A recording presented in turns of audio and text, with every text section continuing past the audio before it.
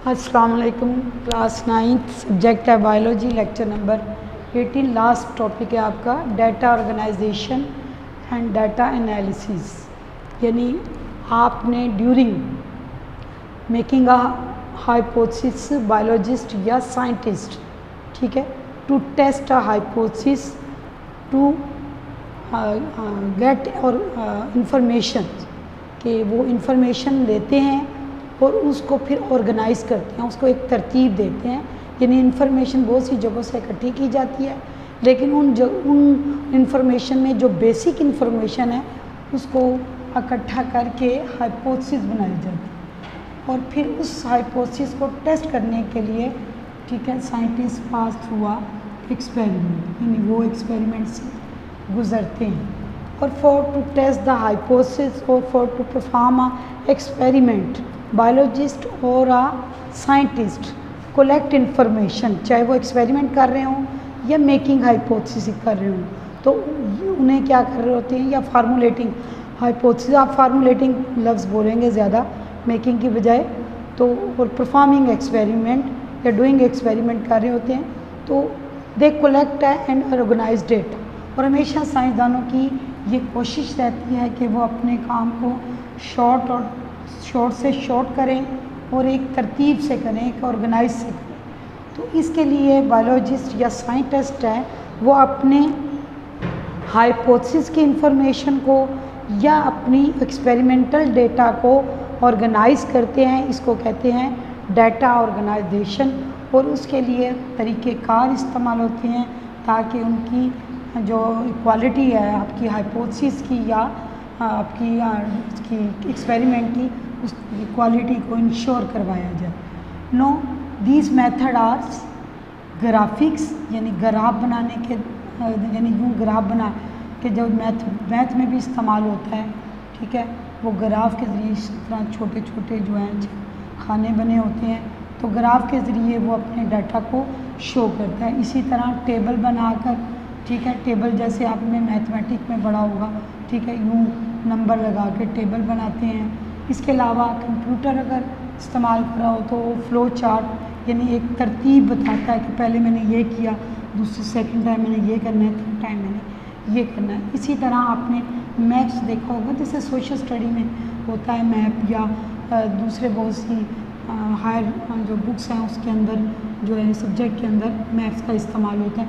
इसी तरह इससे तो आप ज़्यादा फैमिलियर होंगे, ठीक है, जो 6, 7, 8, 9, 10 में आप डायग्राम के ज़रिए अपनी किसी भी इंफॉर्मेशन को शो करवाते हैं। तो these are the method, these are the आप कह लें कि एक शो करने का, एक एक्सप्रेस करने का तरीका है जिसको क्या कहते हैं, डाटा ऑर्गेनाइजेशन, ठीक है। टू टेस्ट डाटा और to confirm the experimentation information are short form, ठीक है, return in a short form में, इट में be are return in a graphic tables and flow chart. No next it is a data analysis. Data analysis ये होती है कि आपने अपने या साइंटिस्ट और बायोलॉजिस्ट जो है वो अपनी हाइपोथेसिस को या अपने एक्सपेरिमेंट को मैथमेटिकली उसने प्रूव करना होता है। यानी उसने अपनी इंफॉर्मेशन को किसी फार्मूलों में, किसी क्वेश्चन में या किसी ना किसी तरीके से उसको कंफर्म करना होता है। तो जब उसका मैथमेटिकल प्रूव आएगा तो वो ज़्यादा बेहतर होगा। तो डाटा एनालिसिस है मैथमेटिकली डाटा प्रूव और डिसप्रूव, यानी मैथमेटिकली किसी भी डाटा को अगर प्रूव करना है कि वो ठीक है या वो ठीक नहीं है, डिसप्रूव करना है, तो वो चीज़ क्या कहलाती है, डाटा एनालिसिस। अब there are 2 method to data analysis, यानी डाटा का जायज़ा लेने के लिए कि आप एक प्रॉब्लम से स्टार्ट, आपने प्रॉब्लम से लिया एंड ना go through a different steps, ठीक है, आप पहुँचे हो लॉ और प्रिंसिपल तक। अब लॉ और प्रिंसिपल तक उस वक्त तक नहीं पहुँच सकते जब तक आप अपनी डाटा को जो है या अपनी जो भी एक्सपेरिमेंट है, जो भी लॉ या प्रिंसिपल है, उसको मैथमेटिकली प्रूव नहीं करते। तो there are 2 method to prove data analysis, that is ratio and proportions. अब इसकी ज़्यादा आपको समझ जो है वो एग्जांपल के ज़रिए आएगी।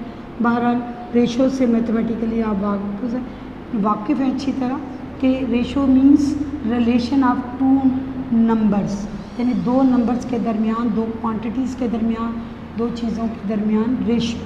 ठीक है, फॉर एग्ज़ाम्पल आपके पास कोई नंबर ए है और दूसरा नंबर क्या है, बी है। अब यहाँ मैम मैथमेटिकली इतनी डिटेल से तो नहीं जाएंगे, लेकिन बहरहाल इतना समझ लें कि दो क्वांटिटीज़ के दरमियान जो रिलेशन है आप मैथमेटिकली प्रूव करेंगे। कैसे?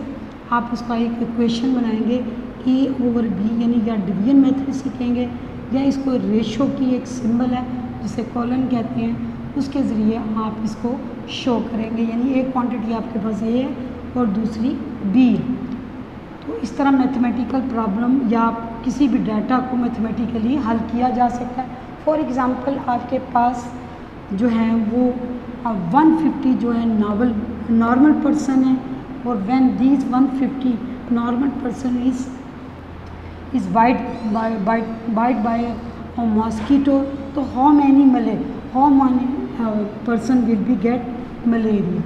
तो उसमें से आपने ये मालूम करना कि 150 आपके पास ये टोटल पर्सनस हैं जो नॉर्मल है, लेकिन जब इन्हें बाइट करवाया गया तो how many person will get malaria. तो देर आर 50 विल कंफर्म, या आफ्टर कंफर्मेशन ये पता चलाया गया कि 50 जो थे पर्सन जो थे वो मलेरिया से मुतासिर हुए या इल हुए। तो आप इसको सिंपलेस्ट रेशियो में कैसे कहेंगे कि 1:3। तो आप कहेंगे कि इसके दरमियान जो ताल्लुक़ है या रिलेशन है वो है 1:3, यानी 3 जो है वो मलेरिया पेशेंट है और 3 उसमें से नॉर्मल रहे हैं, यानी 150 में से 3 पर्सन एवरेज। ठीक है, तो 3 जो थे वो नॉर्मल रहे और 1 पर्सन जो है वो मलेरिया है। Now second is a proportion.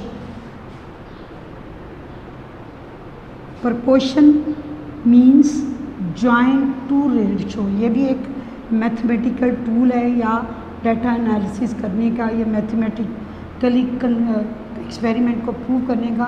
तो इसमें यह है कि 2 रेशो को ज्वाइन किया जाता है। ठीक है, और 2 रेशो को ज्वाइन करने के बाद दोनों रेशोज़ के दरमियान साइन ऑफ इक्वलिटी होता है।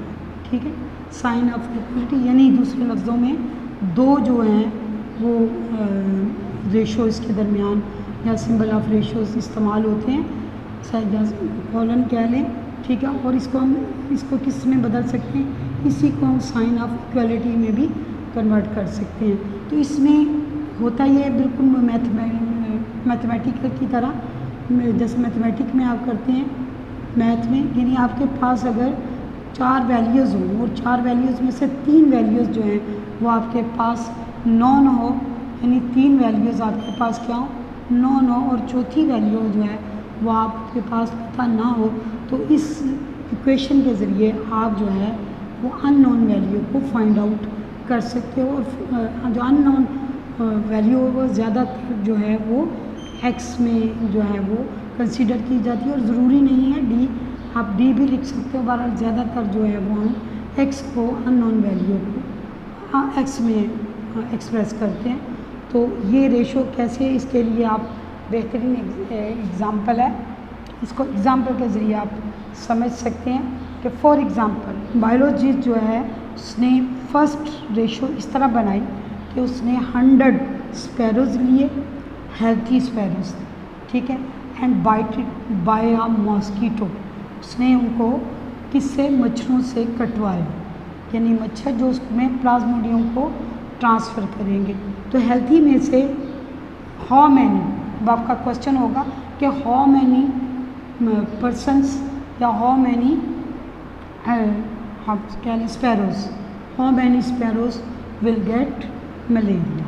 ना उसने प्रीवियस ये रेशो पहले ही वो कंफर्म कर चुका था, जो उसने प्रीवियस रेशो ली थी उसने देखा था कि 20 स्पैरोज़ बाइट बाय मॉस्किटो, जब उसने 20 स्पैरोज़ को किससे, मच्छरों से कटवाया, तो उसमें से 14 जो स्पैरो थी उनको क्या हुआ, उनको मलेरिया हुआ। ये उसकी प्रीवियस जो थी रेशो थी, ये पहले से वो ये रेशो कंफर्म कर चुका था, यानी 2 नंबर्स के दरमियान ये रेशो वो कंफर्म कर चुका था कि 20 स्पैरोस थी जो हेल्थी थी, उनको जब बाइट करवाया मॉस्कीटो से तो उसमें से 14 जो हैं they will infected by malaria.